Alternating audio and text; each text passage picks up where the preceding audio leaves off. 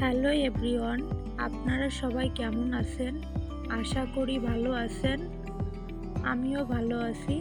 খুলনা বিশ্ববিদ্যালয়ের বৈশাখী মেলার দ্বিতীয় পার্টে আপনাদের সবাইকে স্বাগতম জানাচ্ছি। যারা এখনও আমার প্রথম পার্ট ভিডিওটি দেখেননি তাদেরকে প্রথম পার্ট ভিডিওটি দেখার অনুরোধ জানাচ্ছি। যাই হোক, আমি খুলনা বিশ্ববিদ্যালয়ে এর আগে অনেকবার এসেছি, বাট বিশ্ববিদ্যালয়টি এখনও পুরা বিশ্ববিদ্যালয়টি দেখার মতো সাধ্য বা সৌভাগ্য আমার এখনও হয়নি, কারণ বিশ্ববিদ্যালয়টি অনেক বড় এবং সাজানো গোছানো।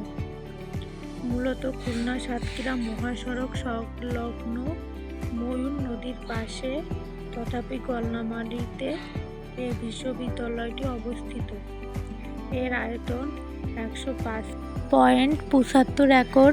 যাই হোক, সেদিকে না যাই, যারা খুলনায় আছেন তারা অবশ্যই এই বিশ্ববিদ্যালয়ে একবার হলেও আসবেন।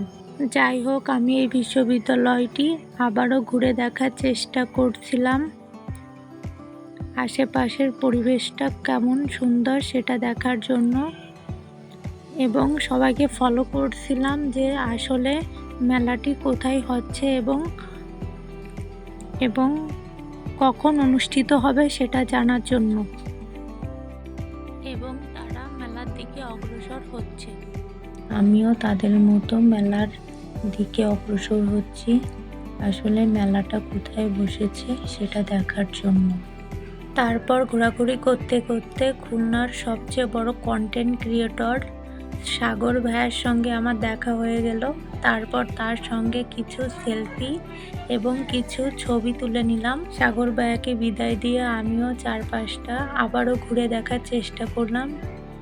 ঘুরে দেখার পরে দেখলাম বিশ্ববিদ্যালয়ের বাস দাঁড়িয়ে আছে। তারপরে ওখান থেকে কিছু ভিডিও এবং ছবি তুলে ওখান থেকে চলে আসলাম অন্য সাইডে।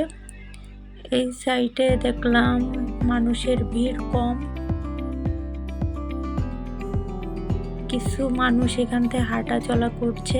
আমিও তাদের পিছু যাওয়ার চেষ্টা করলাম এবং দেখার চেষ্টা করছিলাম যে মেলাটা আসলে কোথায় বসেছে। আসলে বিশ্ববিদ্যালয় এতটা বড় যে এক কোণা থেকে আর এক কোণায় গেলেই পা পুরো ব্যথা হয়ে যায়। এটা বিশ্ববিদ্যালয়ের মন্দির। যাই হোক, এই পাশটা অনেক ফাঁকা। যাই হোক, খুলনা বিশ্ববিদ্যালয়ের তৃতীয় পার্টটা দেখার জন্য আপনাদের সবাইকে অনুরোধ জানাচ্ছি। সবাই ভালো থাকবেন। আল্লাহ হাফেজ।